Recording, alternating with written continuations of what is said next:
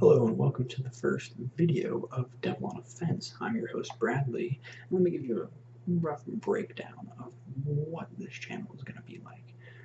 Essentially, there's a lot of different topics, controversial issues out there that I think really are only seen from one side or another. Not enough people try and look over at the other side and kind of understand them. So what I'm going to do is I'm going to make videos where I will try to argue a point or demonstrate a point from one side of the controversial topic at a time and kind of show the other side what it could be like. So that said, the first topic we're going to tackle is a pretty big one, abortion. As you can imagine, there's a lot of different sides and a lot of different views on this subject. So many that I can never really do what I want to do, provide insight on both sides in the hopes of starting conversation and creating understanding and getting rid of that divide. So the format that I'm going to take for this series is a series of videos that really are going to be relatively short, that really try and tackle at least one tiny part of a controversial topic. And I want to point out that just because I'm talking about one side one week or one side the other week, these are not necessarily my opinions, and I'll try and keep either my opinions out of it as much as I can, or just argue, or just use both sides. Alright, so the first thing we're going to talk about today is kind of the time frames of different types of abortions. So there's the first trimester abortion, which happens up to 12 weeks, second trimester, which happens up to 24, and the third trimester, which happens up to birth. It's important to note that only up to second trimester abortions are legal in all 50 states, and in these states, the third trimester abortion, essentially third trimester abortions or late abortions as they're known, are not legal without specific medical reasons, because the baby is considered viable at this point. That is, they could survive outside the womb. So a lot of people have the viewpoint that all abortion is murder because life starts at conception. As soon as you're conceived, life begins. And I think that it's important to look at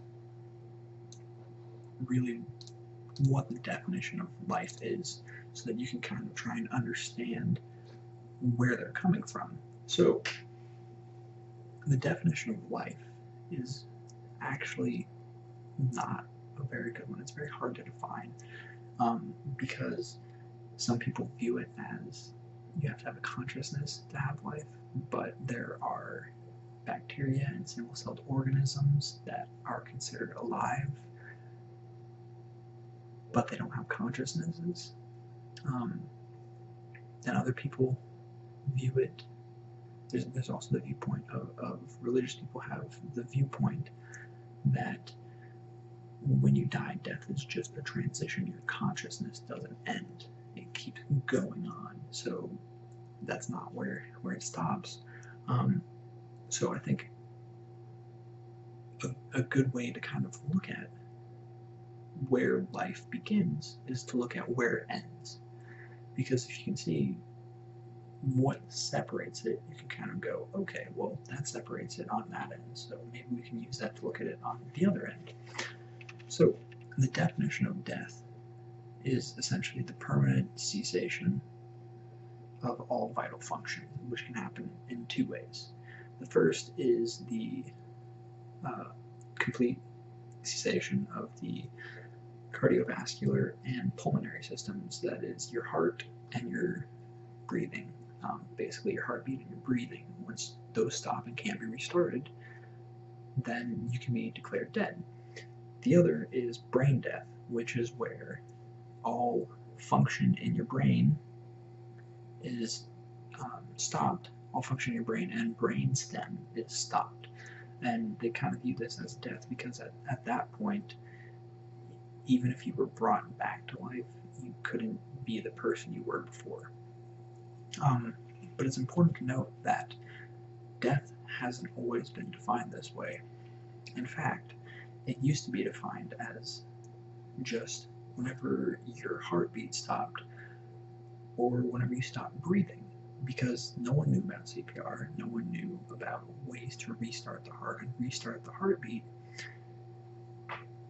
And what happened with that is, as our understanding and technology got better and our medical knowledge increased, we realized that, okay, well, what we thought was death isn't actually death.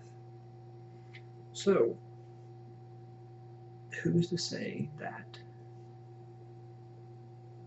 what we view as death now won't be considered death later? Like, what if eventually they find out that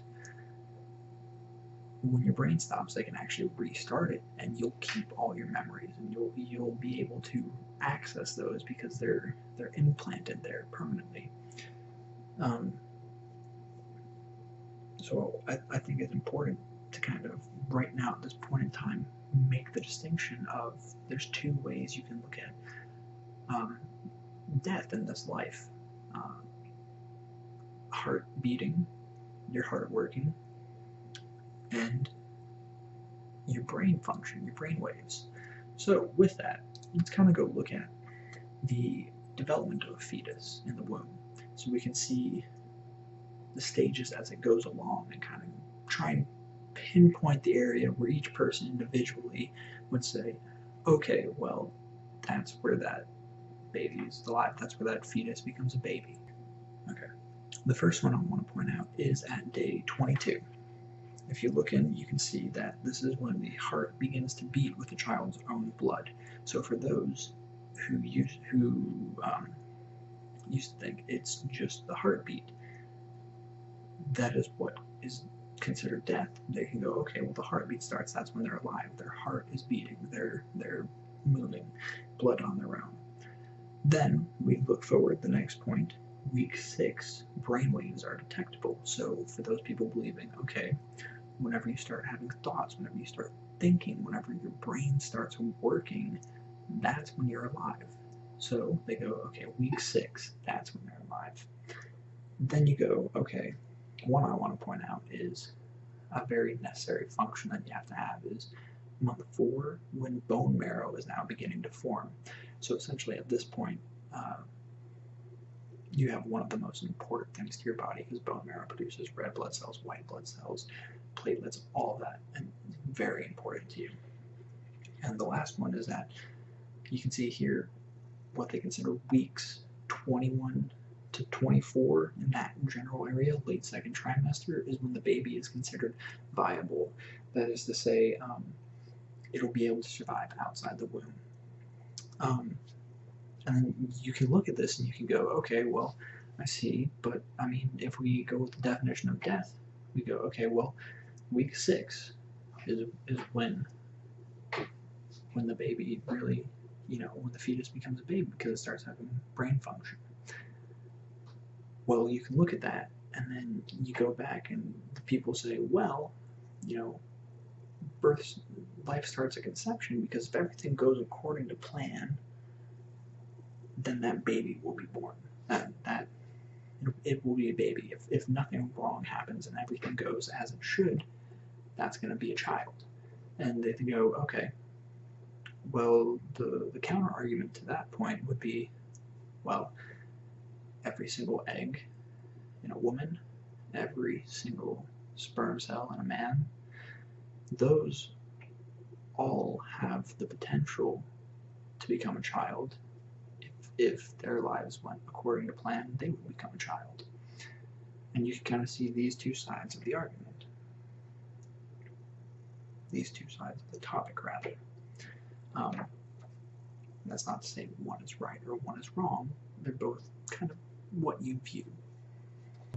So the point of this video was to show those, both sides of it, so that people who previously thought, abortion, who really cares? They can kind of see how those who believe it's murder and think that it's wrong and that life starts at conception, they can kind of see, oh, okay, well, if we went by how we determine death, we can see, all right, well, that how we determine death, we can go in and see, all right, well, at this point, you could kind of say that the baby's no longer dead because it has the brainwave function. That's the end of the video. Like, comment, subscribe. I will be putting out more videos on other topics than this one as well.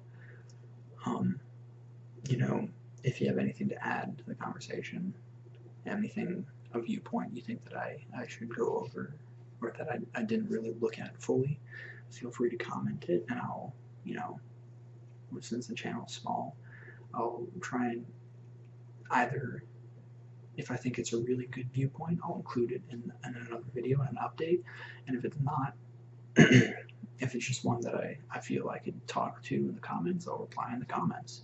But the main thing is that I want to encourage discussion between people. I want to hear both sides of the opinion because, you know,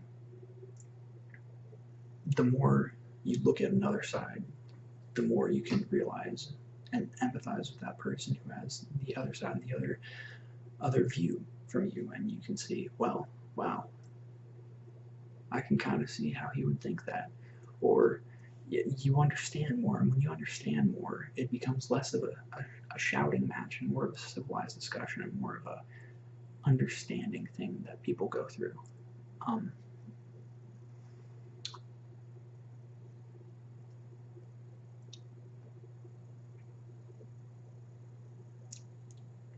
3 minutes of me just staring at the camera, staring at the screen, going like this.